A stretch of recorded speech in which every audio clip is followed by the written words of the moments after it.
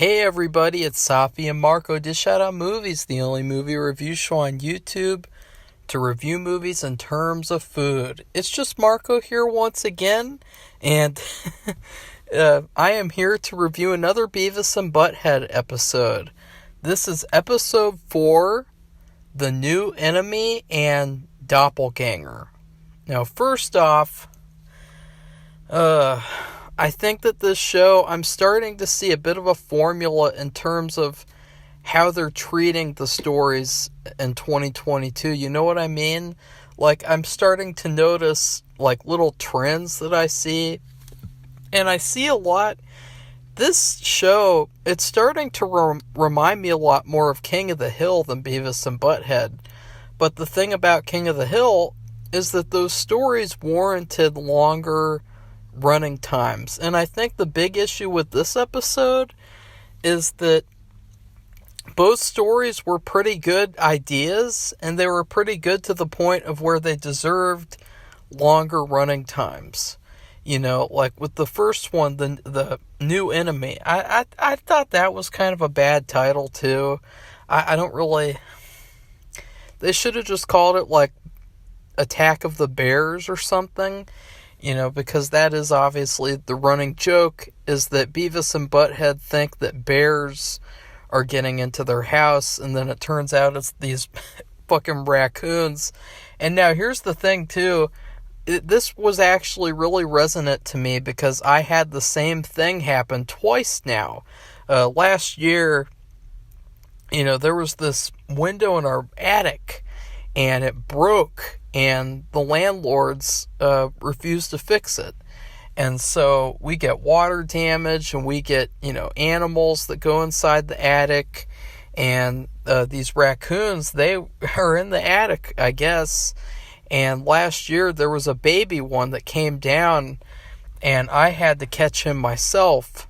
And it was really easy, actually. I just played raccoon sounds on YouTube, and then he literally ran out into the hallway, and I picked him up with a glove, and I was so close to putting him in this pillowcase, and I accidentally dropped him a little bit, and so he got mad, and he started growling, and I didn't want to pick him up after that, of course. And then I chased the raccoon down the stairs, all the way into the bathroom. And then he hid in the corner behind the trash can, like he's gonna just live in the bathroom, I guess. And so I had to like clear everything out, and I irritated it, and I played raccoon noises so that it would go and come out, you know, so I could put it in a box. And then it went into the bathtub, and that was when it was game over. And I just put it in there. I threw it outside. Well, I didn't throw it, but I set it outside, ran away, and it was so mad that like I had set it free. You know, I just wanted to set it free so it could go be with his parents. And this year, the same thing happened again. Another baby raccoon. This time, he was a stupid one. He was a very dumb raccoon. And he fell through the ceiling. Like we heard it in the middle of the night. It was hilarious. He was like, ah, ah, ah. He fell through, and we literally tried to catch him and get him away for like a week. Okay, like I put a trail of marshmallows in there. The marshmallows ended up melting to the point of where my feet stuck to the floor while I was trying to catch it, and I was like, oh shit, I gotta get away, and I was like stuck like I was a Scooby-Doo villain or something. And then what else? Like, oh yeah, I threw a bunch of books all over the floor, and I just like threw like books and books and books to try to trap it, and it ended up making it harder to see, and so it created like this little tunnel underneath the books, and it was just a disaster because this raccoon was retarded. Okay, it was the stupidest raccoon ever, to the point of where I kind of thought like, oh, his parents must have thought he was too dumb, like Bobby in King of the Hill. And so they just like fucking kicked him out, and he just fell through the ceiling because his dad kicked him through the ceiling. And what ended up happening was he did this thing where he liked to climb up the frame of the window, the wooden frame, and then he liked to sit on top of the window and go to sleep. And it was pretty funny. I have videos, which maybe I'll put one up on here so you guys can see. And what we ended up doing was we just opened the window and I aggravated him. And then what happened was I used a broom to push him over to the side of the window so that he was close to falling. And he was like, ah! Ah! You know, he was very, very mad at me. Very mad. He did not like me because I was like, you know, you're stupid. And so then he was starting to climb down because he was pissed. And he was like, oh, okay, I'm coming down there. And so, this was the funny part. He was like climbing down, and I hit him on the top of the head with the broom. I didn't hit him. I just, bopped him. And he was like, and he just fell down the whole window, like, to the ground. I was like, oh, shit. I hope I didn't kill it, because I wasn't trying to do that, obviously. And then it actually ended up leaving through the open window when we left the room. But, you know, we really wanted to get him out because it was like a week. So anyway, I know that was a little long. I don't know. I just thought it was fun to talk about since it was the plot for this episode. So Beavis and Butthead, they like try to trap it. They try to trap them. It goes horribly wrong. They think they're bears. They get stuck in this kiddie pool with green goo and nachos, and that's pretty funny. And then it's just all pretty funny. You know what I mean? Like, it's not hilarious. It's not bad. You know, it was pretty good. I just really think it should have been a full episode. You know, like, I really think if King of the Hill did this episode, it would have been fantastic. Would have been an A+. You know what I mean? But since Beavis and Butthead did it, it kind of felt a little light for Beavis and Butthead. Like, it felt like, is this really a story worthy of Beavis and Butthead and their immature, sexist, racist, horny antics? You know, like, is this really worthy of them? I don't think so. Oh, yeah, and at the beginning, they had, like, this weird dream sequence where I looked up and they had Haley from American Dad, and I recognized her voice. And so that was pretty cool, I guess. It was pretty random, though. In terms of the commercial, or the breaks, you know, the reactions, they were very, very cut short throughout this whole episode. And the first one was like this, it was like a Latina woman, and she was at this party or something, and it was like a music video, and Beavis, they went into this tangent about Thanksgiving, and Butthead kept on saying, your mom tells a lot of different guys thanks. A lot of guys owe thanks to your mom, or something. Like, very typical Beavis and Butthead banter. But I noticed that once again, they purposefully avoided talking about the video a lot. I mean, basically, oh, God, I just got stomach acid that came up. Oh, ew, ugh, ugh. Oh, sorry about that. I'm going to take a drink really quickly because that was gross. Ew.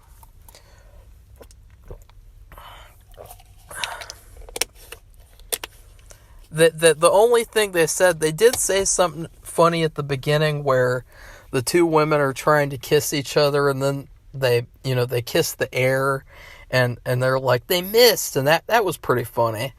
But then they get into the house, or she gets into the house, and they sit at this table, and they're like, what is this, Thanksgiving? And then I guess they make like a joke where they think that Thanksgiving is the voting day or something. Like, they say, like, it's the third Thursday of November or something. I don't know. But then they start talking all about Thanksgiving. And I noticed that this is what they're going to do. Whenever they have a music video or just a video in general where they should be making fun of the video, like Beavis and Butthead would have done in the 80s and 90s, or whenever, I don't know, was it 80s or 90s? Because it feels like an 80s show. I wish I'd have looked that up before I had done this video, so that I had that with me. But they're purposefully distracting so that they don't have to actually make fun of the people in the video, of the video itself, and they're not making politically incorrect jokes. You know, they're making very safe jokes. And it seems like, too, maybe the whole season is just going to be focused on Butthead making fun of Beavis, and Beavis kind of being the victim of Butthead. Because that was this whole thing. It was just all about your mom, your mom, your mom, your mom, your mom. And then in the second, so the first, at the very end, this part was the part that bothered me. I would say the raccoon episode it's a C plus, it's a B minus. Okay, I'll give it a B minus to be nice. I was just disappointed with the reactions, okay? It was a C plus though. And then they had something really weird happen, guys. Really weird, where they were doing a reaction. And Beavis is talking all about how he'd like to spank his monkey, and he would like to have 8 hands and 4 schlongs, 4 extra schlongs. And Butthead says, like, you know, don't you mean 4 schlongs and 4 hands extra? And he says, you know, you obviously don't spank your monkey like I do, Butthead. And so at that point, I knew this was like some Tumblr fan fiction for Beavis and Butthead, because they're implying there that Beavis has like a big dick and Butthead has like a little one. And so I thought that was like, oh God, that was so weird. Okay, I'm giving this episode a C just because of that. I don't like that. That was weird. That was really weird. Okay? Like, I was not expecting. They're like treating Beavis like he's the main character and Butthead like he's sort of the bad side character. Sort of like how in Better Call Saul, how they ended up treating Kim like she's the almighty great one and Jimmy is the bad side character. It feels the same here, kinda. Or maybe I'm just overreacting because I don't like anything, quote unquote, according to some people. So at the end of the raccoon one, though, they go to Mr. Anderson's house, and Mr. Anderson thinks that Beavis and Butthead and the raccoons are all a bear together because the raccoons get stuck in the pool with Beavis and Butthead, which was pretty funny. It was very slapsticky, and it reminded me a little bit of Jimmy Neutron for some reason. I don't know why. It seemed like a very Jimmy Neutron type of thing to happen. And then, because it reminds me of how, like, what if Jimmy created the ultimate raccoon trap, and then Beavis and Butthead get trapped in it? Mr. Anderson sprays them both with bear spray, but it made sense because at first he only saw them as a shadow figure. He didn't see their faces. But then what bothered me was he walked right up to them. He saw them. He saw it was Beavis and Butthead. He could see them. He does not have a vision problem. You know, he had the hearing aid problem last episode, but he does not have vision issues. But he walks right up to them and he sprays them with bear spray again. And he says, "Take that, you dumb bastard," or something. And that ends the episode. And I thought, God, this doesn't make any sense. Like, is he not able to see them? Because I could see them. They didn't do the shadow lighting. Like, he's right in front of them. He's on top of them practically. and somehow he can't see who they are. It doesn't make any sense. So that was kind of sad, because it just felt like it cut off too. Like everything in this whole episode just felt like it all just cut off at a certain point. It almost felt like I only watched like half the episode and I had to pay to watch the uncut version or something. The second story I liked a lot more. It was very, very clever, and it was called Doppelganger. As it implies, Beavis is out in public and he's going to go meet Butthead. And he ends up meeting a doppelganger guy who looks exactly like Butthead, except for the face. And it is the funniest thing ever, seeing this guy who looks exactly like Butthead, except for his face. He just has like this normal-ish face, and he's standing there and he's drinking bubble tea, and it's really funny, and he's like this really boring average guy, and he's just dragging Beavis all over town and saying, "Oh yeah, I'll take you to your friend, let's go do that, let's go do that." And it was another very resonant episode, because I did this little funny comedy mockumentary called Super Dumbasses with some old friends from high school, and they would do the exact same fucking thing. I'm telling you guys. Like, you want to go hiking? Oh, well, first off, let's go there, and let's go there, and let's go there. And afterwards, you want to go to dinner? Oh, after that, you want to go do that? Like, it was really bad. Like, if you guys remember, or, wait, which one was that? Okay, we spent, like, the whole day together this one day, and we were sitting in this guy's basement, and at the very end, he's like, "You want to go get donuts?" And it's like, we already ate dessert, too. It was so strange. Like, this weird thing, like, where people want to hang out forever. Like, it's like a never-ending hangout. It's like a never-ending nightmare. And so it was very funny and very real. And I felt like it was probably the most real episode so far, where I thought that was a really cool idea. And of course, Beavis, main character again. Butthead is only at the very end, where they do this lame joke where Beavis says he learned how to fist bump, and then Butthead punches him. I give the second story a B+, though, because I still really feel like it was very worth it. I think that it was a great idea. I loved it. I loved that idea. Definitely a better idea than the raccoon one, and it was better executed, and it felt more complete, kinda. It did feel like another episode where it either should have been a two-parter or it should have been a King of the Hill episode. Because I guarantee King of the Hill could have done this idea better. And then the two reactions, there was one where it seemed like it was going to be really good. It was by this woman, and she's like, "How to shake your meat." And so it's how to twerk. And she's kind of showing how to twerk. And it was really funny, because then Beavis was trying to imitate her, and he was trying to do it and learn what she was teaching. And then, of course, Butthead is making fun of him.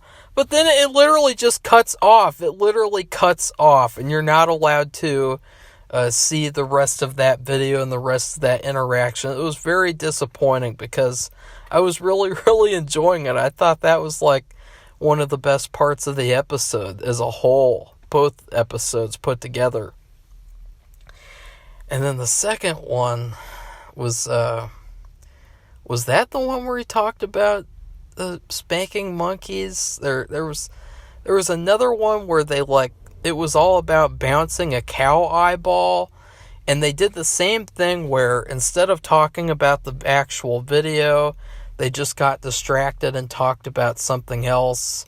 So overall, I guess this episode was okay. It all went by really, really fast. And I kind of prefer like the King of the Hill style formula where they're allowed to be fleshed out more in terms of stories. I really think that Beavis and Butthead deserve more because their movies, they're very, very good, and because the stories are allowed to be fleshed out fully. So anyways, I hope also we get to see Butthead's doppelganger again, because he was very, very, very funny. I laughed a lot in the second half. So please like this video, comment, tell me what you thought of the episodes and the stories in the episode, that is. And then please subscribe to this channel if you'd like to see more honest Beavis and Butthead reviews. Because here's the thing.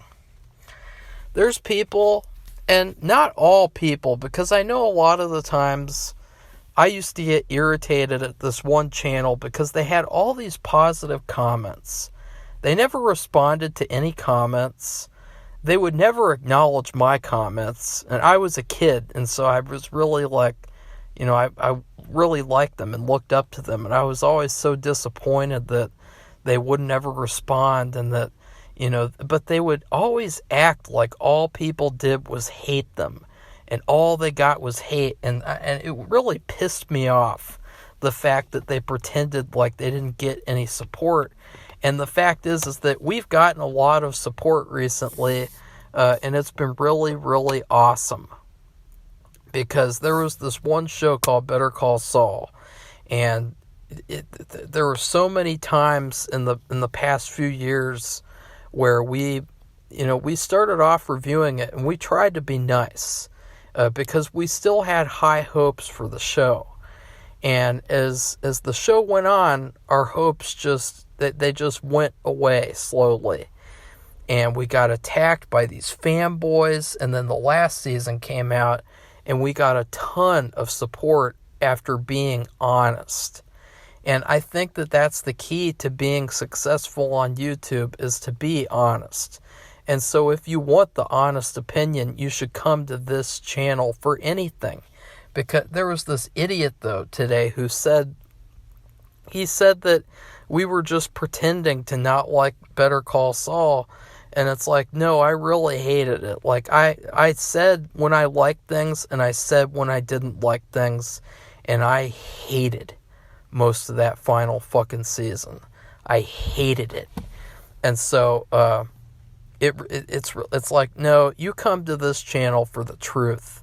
Okay, like, I know I joke around a lot, and I know a lot of the times, for some reason, I quote-unquote sound drunk, which is probably just because I don't really talk a lot in real life. In real life, I just kind of study things, and I just, I do a lot of watching and not a lot of talking, and then I don't have a lot of people to talk to as well.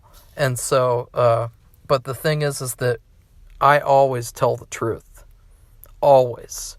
There hasn't been a single time in this entire 800 plus video channel where I've told a lie. There hasn't been any single time.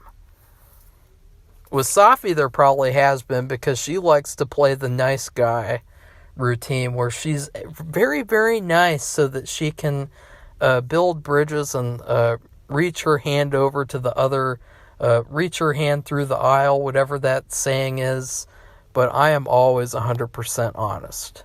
And in return, I'm going to get a lot of pushback. And so all that I ask is that I get a lot of support too. Like we've been getting the past couple of days, which we're very thankful for. Speaking of things to be thankful for, we are thankful for people. And this is the thing too. Even if you disagree with what we say, that still really doesn't have anything to do with it. Like, I listen to some people who I don't like a lot of the stuff they do, but then I do love some of the stuff they do, and I give them as much support as I would if I agreed with everything they said. So anyways, goodbye everybody, see you soon.